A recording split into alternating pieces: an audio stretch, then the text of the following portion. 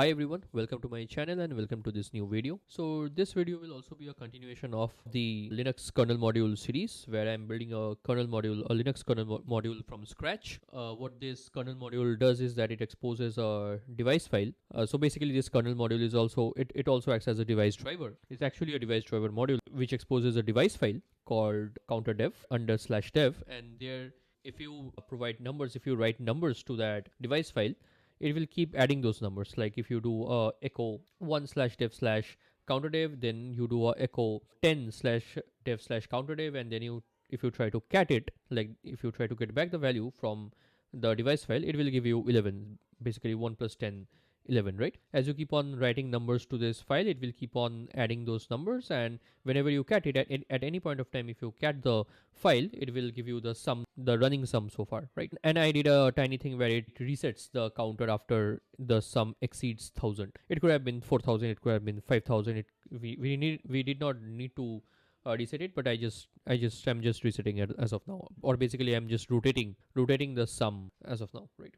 And in last video, what else we did was we explored procfs, right? We explored procfs. We saw how procfs is a subsystem of pseudo files that the kernel uses to expose certain kernel stats and data or config directly to user space, right? You can actually see various things about the kernel or the hardware from using the procfs file.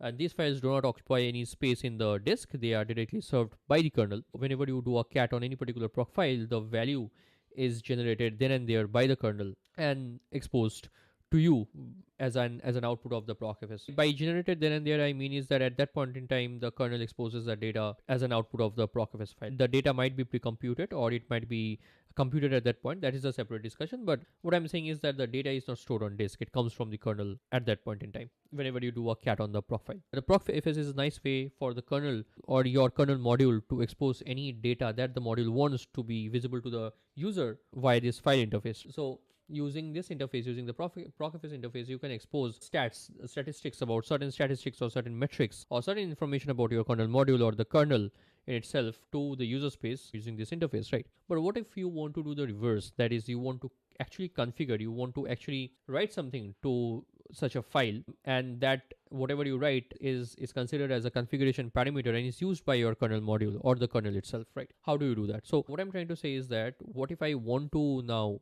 write to have an option to write a value to a certain file on the disk, and this value gets picked up by the kernel module and is used as a configuration parameter, right? How can I do that? So that's the question. Again, so this perhaps won't be used by the client processes. The client processes of a kernel would always do things like it will write to the device file, read from the device file, use ioctls, which is something which I'll discuss later. But what if I want to update some configuration parameters of a given kernel module or device driver using this file system approach? How can I do that? That's what I'm trying to say. So historically, the kernel developers did try to do something similar using the procfs. So the procfs does have a subsystem called the procsys file system or the procsys directory. If I quickly go into that directory, so it's something like /proc/. So for example, if I go into net and I go into IPv4 and I do a IP forward, right?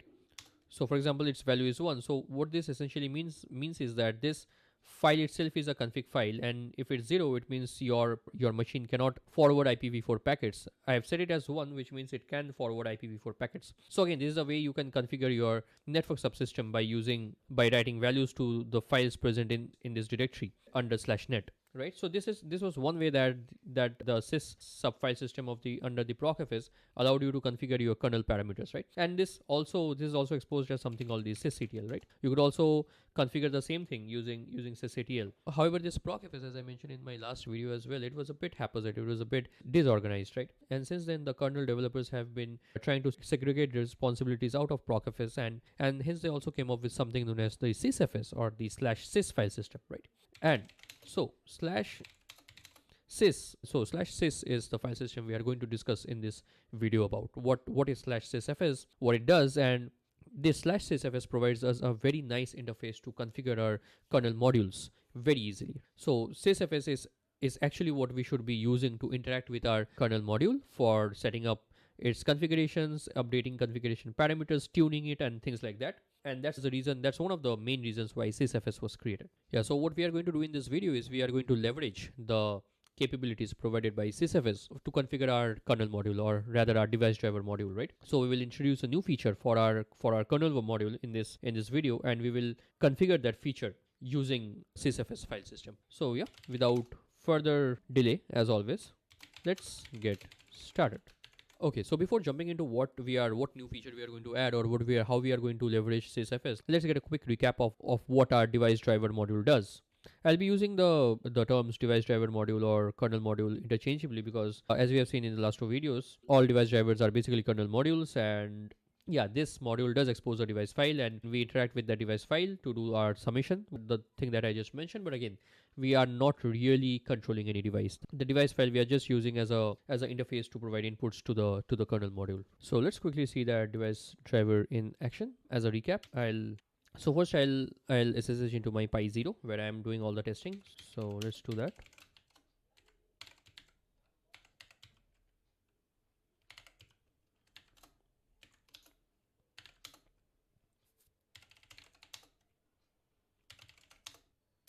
Let's try to quickly ionsmod the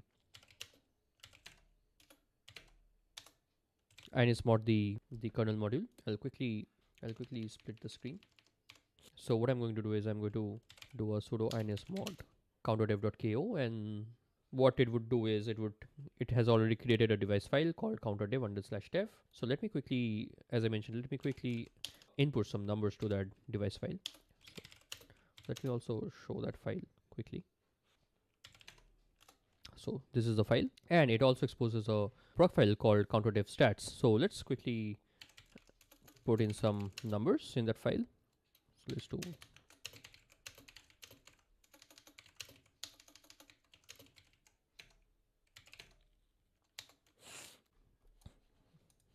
so let's do another number, and let's now try to do a cat. It printed 30 over here, and now let's try to cat it.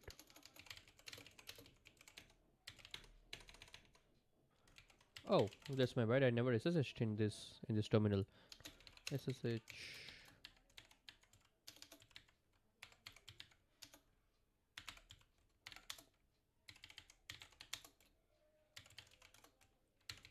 Okay, so let's try to do a cat on /proc.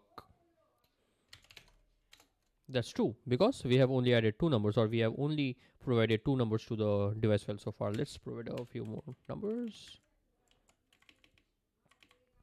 Let's do 100. So now it becomes 3 because we have added 3 numbers so far. So yeah, that's pretty much what the device file driver does. If we keep summing the numbers and we go till all the way up, and if we cross 1000, it just goes back, it just rotates back to 0 and starts summing from there, right? That's pretty easy kernel module, but good enough to play around with kernel modules and explore various features provided by the Linux kernel. Okay, so far so good. Now what I'm going to do is that the new feature that I'm going to add is that I'm going to add a toggle option, or basically a switch. So far we have always been summing things, like we have been, whatever be the existing sum, if we add another number to the, or we input another number to the device file, it simply adds the new number to the existing sum. Now what I want to do is I want to have a switch. If I toggle that switch, if I make that switch from 0 to 1, what it would do is that the new number won't be added to the existing sum, but the sum will be multiplied by the new number that I am providing. So if the sum has been, let's say 20 so far, if I provide a number like 2 to the device file, the next time when I cat the device file, it should show me 40, because now instead of adding 2 to 20, which would have given me 22, now it will multiply 20 by 2, which will give us 40. As long as the switch value or the config value is 1, it will keep on multiplying. So after it becomes 40, if I again do something like 4, if I input 4 to the device file, it will do 4 into 40 instead of 4 plus 40, it will do 4 into 40, and I shall get 160. Yeah, 160, right? And again, if I toggle back from 1 to 0, if I make the config parameter again 0, what should happen is that it should start adding. So right now the value is 160. So if I now provide a number like 2, instead of doing 2 into 160, that would have made it 320. what it would do is it will simply add 2 to 160 and the answer, and the next time I do a cat, I should get back 162. And again, if I provide another number, that should get added to 162 and so on, until and unless I change that toggle or that switch to 1 using sysfs, right? So let's see how we can leverage sysfs file system to configure this feature and do this toggling on the fly, right? So let's do that. Okay, so this is our source code, and what we need to understand before jumping into code is that how can our device driver or how can our kernel module access the configuration property or the value that we set via the sysfs file system, right? So let's say we expose a file called optype under, let's say, counterdef in sysfs, like /sysfs/counterdef/optype, right? If we are writing a value, say 1 into that file, how do we make our kernel module or the kernel access that file? So what we need is a kind of a bind or a binding mechanism between this file and the kernel's data structure, and this is exactly what the kobject data structure or the kobject entity in the Linux kernel does for us, right? So what kobject does is that it allows us to export or expose kernel data structure to user space via the sysfs file system. And this is one of the uses that kobject provides us, that is interacting with kernel module and the kernel in itself using the sysfs file system. In this case also we will do that. We will create a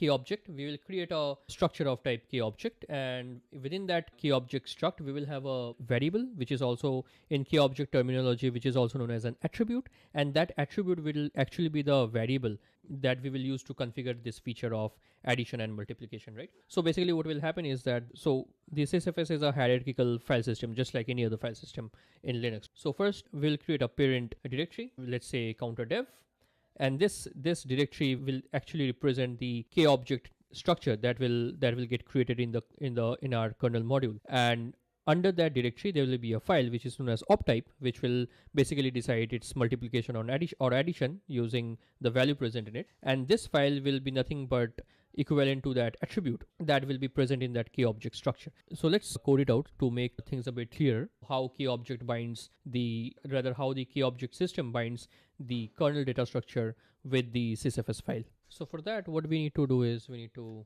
first thing we need to do is make some includes. The first thing that I'm going to include is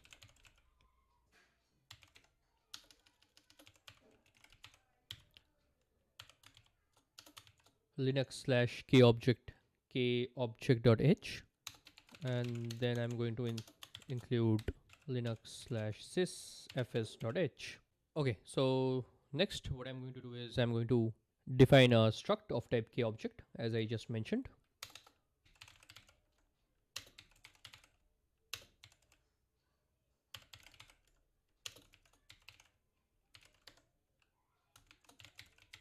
I'll just call it sysfs module to keep it simple, and let's just note down the op types here. So 0 means add, the default one, and 1 means multiplication, right?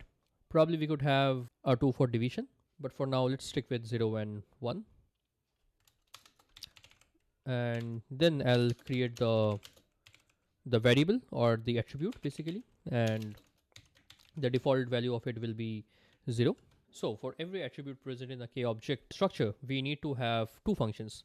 One is of type show, or basically one is to show the value of the variable and one is to store the value for the variable, right? It's very analogical to how we have for a device driver device file, we have a read function and a write function. For attribute purpose, we need to have two functions per attribute, one for retrieving the value of the attribute and one for setting the value of the attribute. So let's define those as well.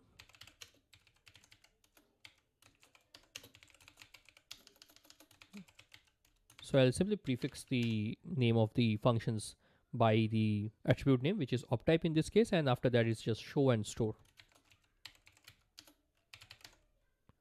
Struct kobject start kobj and struct kobj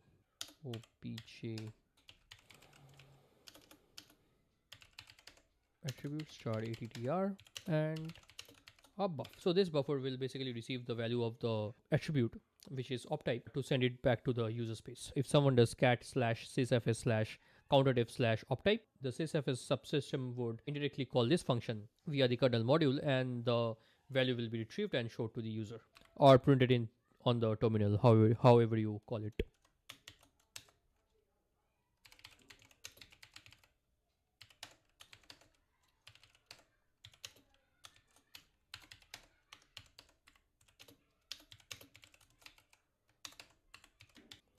So this is the function to show or to retrieve value, and we will have another one which is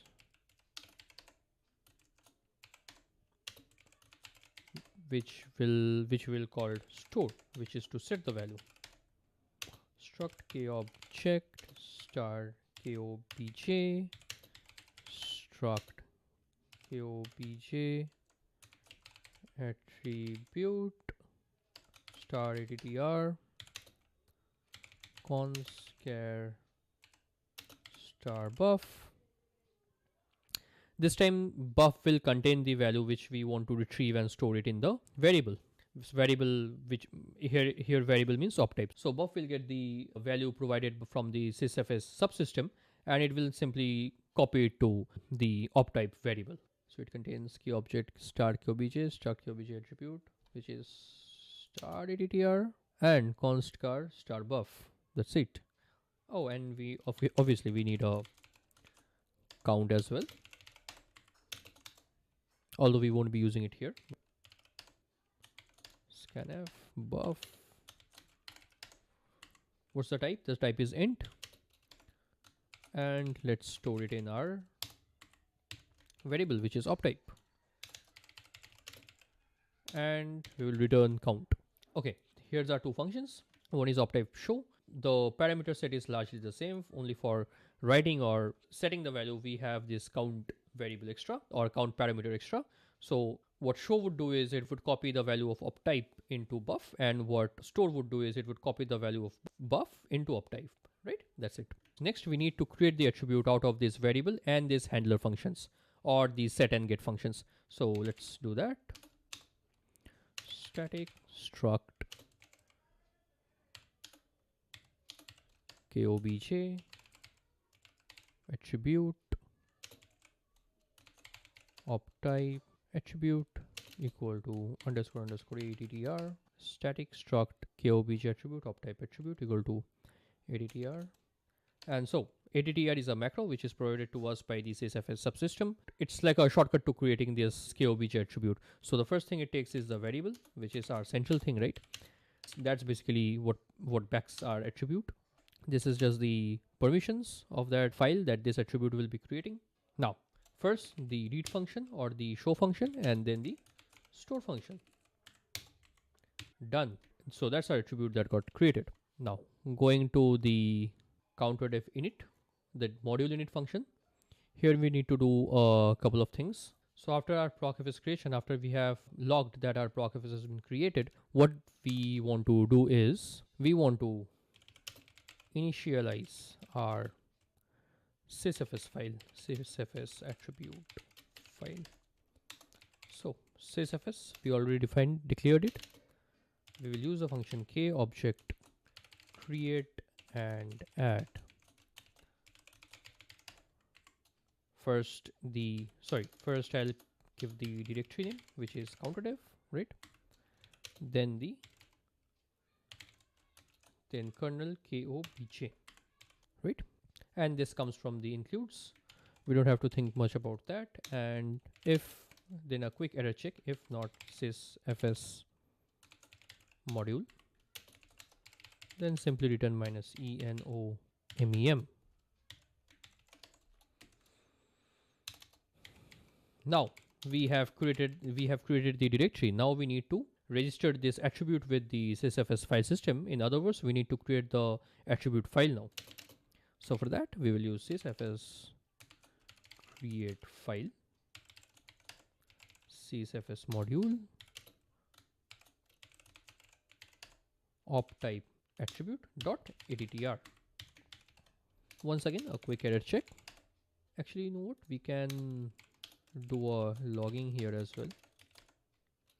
Field to create counterdef sysfs directory. Actually, sysfs key object. Okay.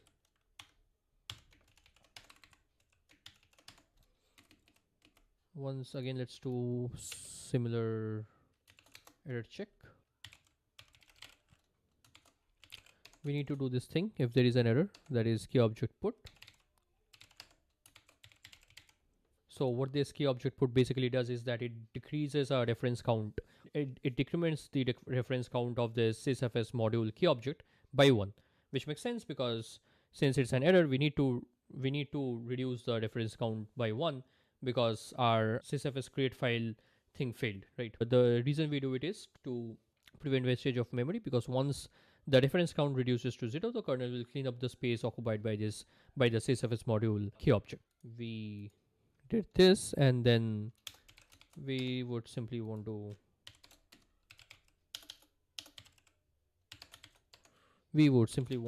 put a message saying that failed to create op type variable file in slash sys kernel op type sys kernel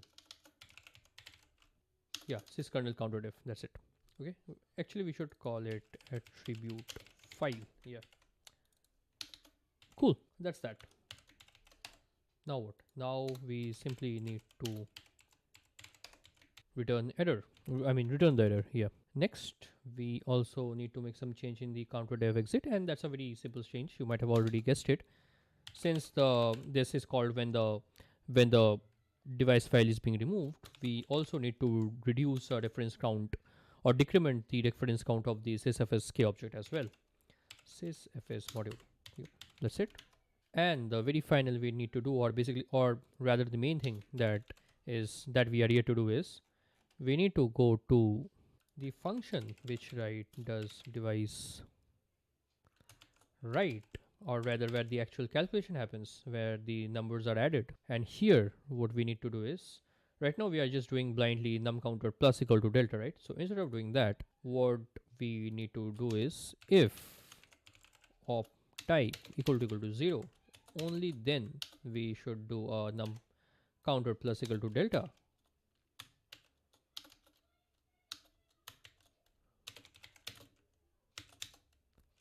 Else we can do a num counter into equal to delta. That's it. And let's see if this works as intended. Now first we'll try to compile it in our local, and it didn't. Okay, makes sense. I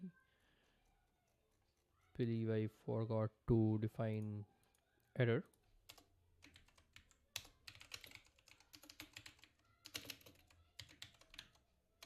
Let's try to compile it again, and it compiled. So next what I'm going to do is I'm going to transfer these files to our Pi0 system to test it out. Okay, let's once again connect to our SSH into our Pi0 system.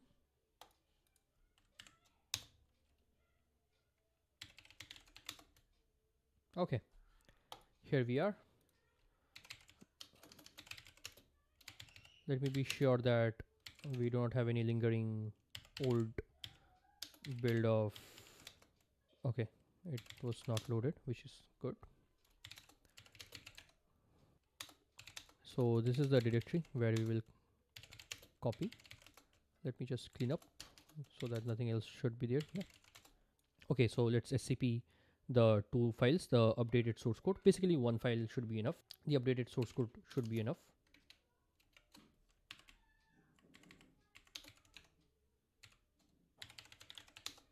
Okay, so it's transferred. So what we need to do now is build it again. Okay, it's built now. Let's try to -mod it. Sudo -mod counterdev.ko. Yep, it's built and now it's -modded. Let's check the dmsh ones -k. Looks like I forgot to put a info if if the sysfs if the attribute if the yeah if the sysfs attribute file has been created. So let's do that as well. First, actually, let's check if it got created. So what I'll try to do is sudo cat sysfs sys kernel counterdev op type, and the value is 0 because that's the initial value of the attribute variable. So that's being exposed as is to this sysfs file, which is op type, right? So it works. What I want to do is I want to simply put two log statements here. That is pr1 is pr info counter dev k object created, and another is pr info op type attribute file created. Let me do a make clean. I'm going to rm mod the key object, sorry, the kernel object, and I'm going to do a scp once again. Let's build it again. Now, so what I need to do is once again I need to inus mod it. Okay, now let's check the message once. Yep, now it we got all the log statements. So after the procfs file is created, it created the counter dev k object, and then the op type attribute file is also now created. Okay, now let's try our kernel module once again. So I'll do something like echo 10 sudo t hyphen a slash dev slash counter dev. Let's do echo 20, and now let's do a sudo cat dev counter dev. It's 30. Cool. Let's do a sudo cat slash proc 2. Perfect. Once again, let's do a sudo cat sys kernel, then counter dev, then op type. It's 0. Okay. So now what I'm going to do is I'm going to do a echo 1 sudo t hyphen a sys kernel counter dev op type, right? So now once again let's check the value. It's 1, and now what I'm going to do is I'm going to do a echo 2. Remember the last value was 30. Now I'm going to do a echo I'm going to do a echo 2, and let's do a cat, and it's 60, right? Because now it's multiplying instead of adding.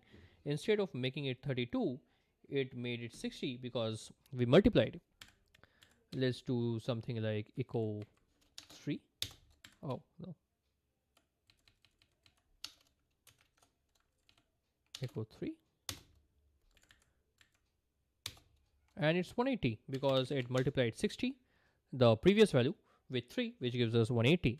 And now what I'm going to do is once again I'm going to set it back to 0, and now I'm going to add, or basically echo 100 with whatever the value was, which is 180 in this case, and we are basically going to echo 100 to that device file, and we are going to cat again, and it's 280. That is 180 plus 280. We add another 100 and it becomes 380.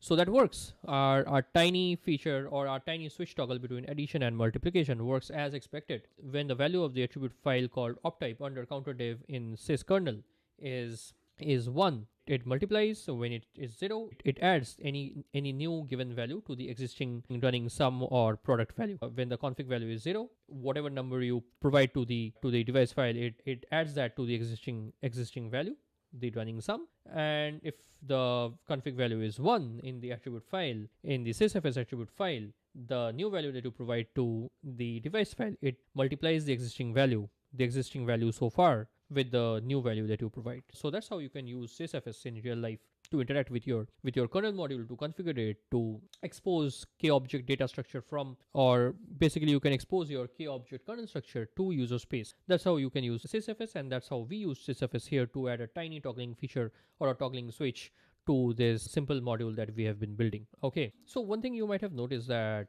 in this case also the value, when we are setting the sysfs attribute file, the value is coming from user space. The user is providing the value in the sysfs file. And however, here we are using the kernel version of, where did it go? Okay, so here we are using the kernel version of sprintf and scanf, because kernel provides the implementation of the kernel space implementation of sprintf and scanf. But what you might be wondering is that why are we not using copy to user or copy from user in this case? Because here also boundary crossing is happening, right? We are bringing in value from user space because user is providing the value to a user space file, which is the attribute file exposed to the user space or the user file system. From there we are bringing the value to the kernel space, which is this variable inside this kernel module, or optype, which is the actual attribute. And similarly for optype store, for optype store we are bringing the value from user space to kernel space, and for optype show we are sending the value from kernel space to user space. So why are we not doing copy to user and copy from user? That's because sysfs file system is taking care of that boundary cross for us. The moment you are touching that sysfs file, you are putting some value in there, the sysfs subsystem is already reserving some memory in the kernel space and copying the value into the kernel space in that memory location. So by the time the control comes to this optype show, the value is already in kernel space, right? We are not bringing in the value from, we are not dereferencing a user space pointer, but the pointer, this buff is already in kernel space, and we are simply copying the value of buff using sprintf into optype, right?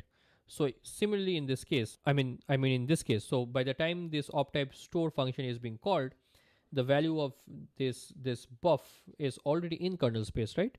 The boundary cross has already happened, the value is already in kernel space, and we are simply copying it using scanf into optype, right? And same for optype show, like we are simply copying the value of optype into buff. This buff variable is already in kernel space, right? And the rest of the boundary cross is being taken care of by sysfs, the sysfs file system, or the sysfs subsystem, which does the boundary cross and takes the value from the kernel space to the user space, and it shows the value to the user, right? So that boundary cross is being taken care for us by the sysfs subsystem, and that's why we do not need to care about boundary crossing ourselves. The kernel is not doing the user space pointer differencing here in this function, but it's already taken care of by the sysfs subsystem, right? So that's the reason we are using the usual kernel definitions or kernel implementation of sprintf and scanf, and not the other functions like copy to user and copy from user like we did for device write and device read. So yeah, that's pretty much it for this video. I just wanted to discuss and show how we can use sysfs in real world, and how we can use sysfs or /sys/kernel attribute files to configure our kernel modules and use them